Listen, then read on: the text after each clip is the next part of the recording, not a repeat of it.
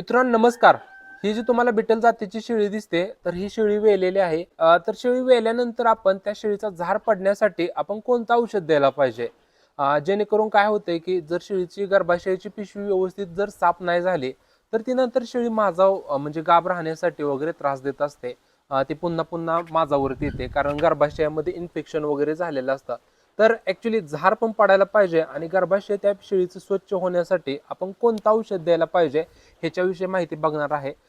तर मित्रांनो, ह्या शेळीपालन व्यवसायामध्ये भरपूर असे अडचणी प्रॉब्लेम आहेत. तर प्रत्येक अडचणीवरती प्रॉब्लेमवरती आपण व्हिडिओ बनवत चाललेला आहे. दररोज एक व्हिडिओ बनवतोय. तुम्हाला ह्याचा खूप म्हणजे खूप चांगला फायदा होत आहे का, तर हे कमेंट करून सांगा, जेणेकरून मला समजेल की ऍक्च्युली मी जे काम करतोय ते चांगलं करतोय. नाहीतर मी व्हिडिओ बनवायचो ना, ऍक्च्युली तुम्हाला मग त्याचा काय फायदा होत नसेल तर मग काय उपयोग आहे. तर त्याचा फायदा होत असेल, मी व्हिडिओ बनवतोय त्याचा, तर जरूर कमेंट करून कळवा, लाईक करा. जे शेळीपालन व्यवसाय करत आहे त्यांना हा व्हिडिओ शेअर करा, जेणेकरून त्यांना हा फायदा होईल. कारण एवढी बारीक चरीक आणि जे शेळीपालनमध्ये रियालिटी आहे, प्रॉब्लेम आहेत ना, ते सगळ्या गोष्टी मी तुमच्या पुढे मांडत आहे, जे माझ्या फार्मवरती करतोय किंवा मी 5-6 वर्षाचा माझा जो अनुभव आहे इनडायरेक्ट तुम्हाला सांगत असतो. तर बघा, शेळी वेल्यानंतर झार पडण्यासाठी आपण कोणकोणतं औषध द्यायला पाहिजे ह्याच्याविषयी माहिती बघणार आहे. तर शेळी वेल्यानंतर आपण झाड पडण्यासाठी औषध कधी द्यायला पाहिजे. तर बघा, शेळी वेल्यानंतर झाड पडण्यासाठी औषध शेळी वेल्यानंतर एक अर्ध्या तासानंतर जर तुम्ही औषध दिलं तरी काही अडचण नाही. पण शेळी वेली वेली आणि लगेच तुम्ही एक 10 मिनिटात जर औषध देत असाल तर चुकीचं आहे. शेळी वेल्यानंतर अर्ध्या तासानंतर झाड पडण्याचं औषध द्या. तर बघा, ह्या शेळीला आपण औषध देणार आहे, तर पहिल्यांदा बघूया की कोणतं औषध द्यायचं वगैरे. मित्रांनो, मी तुम्हाला दोन औषध सांगत आहे, एक लिक्विड आहे आणि दुसरी म्हणजे गोळ्या. ही तर पहिलं औषध बघू. बऱ्यापैकी मी एक्झापार जे औषध तुम्हाला ही जे औषध दिसतंय, तर बऱ्याच जास्त प्रमाणात मी हे एक्झापार औषध वापरत आहे. तर मग मित्रांनो, शेळी व्याल्यानंतर तुम्ही अर्धा तासानंतर त्या शेळीचा झार पडण्यासाठी आणि शेळीची गर्भाशयाची पिशवी साफ होण्यासाठी तुम्हाला हे जे औषध दिसतं एक्झापार म्हणून जे आहे ना, तर एक्झापार औषध तुम्ही द्यायला पाहिजे. तर ह्याचा खूप म्हणजे खूप चांगला रिझल्ट मिळतो आणि झार पडण्यासाठी मदत पण होते. ह्या सगळ्या ज्या गोष्टी आहेत शेळीपालनमध्ये, झार पडणं किंवा शेळीला दूध येणं, ह्या त्या गोष्टी सगळ्या नॅचरली आहेत. ह्याच्यामध्ये म्हणजे एवढं औषधाचा भडीमार वगैरे करायची गरज नसते. मग कधी कधी काय होतं की शेळीचा झारच पडत नाही. तर हे झार का पडत नसतो ह्याचे एक मागचं रिझन, कारण समजून घेणं खूप महत्वाचं आहे.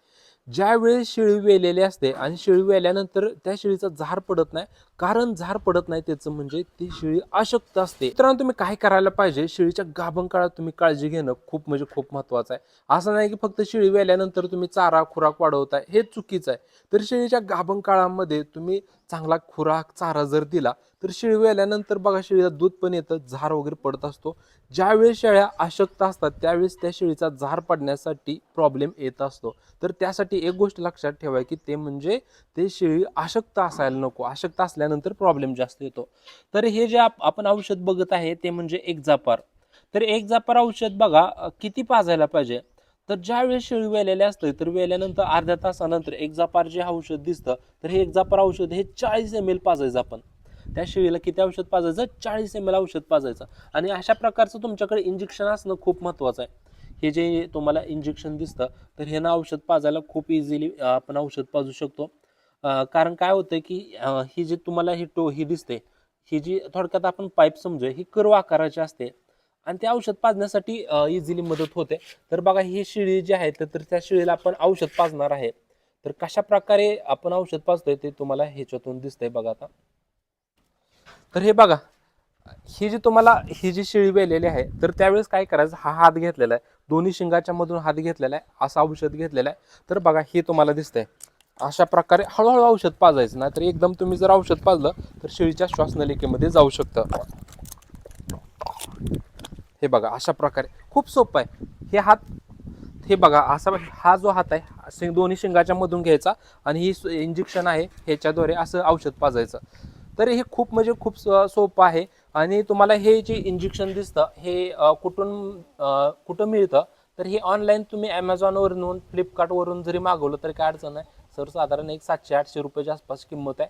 पण एकदा आणलं तर 2-3 वर्ष काय टेन्शन नाही, तुम्हाला सांगतो. खूप म्हणजे खूप चांगलं आहे. तर आपण पहिलं औषध बघितलं ते म्हणजे की एक्झापार.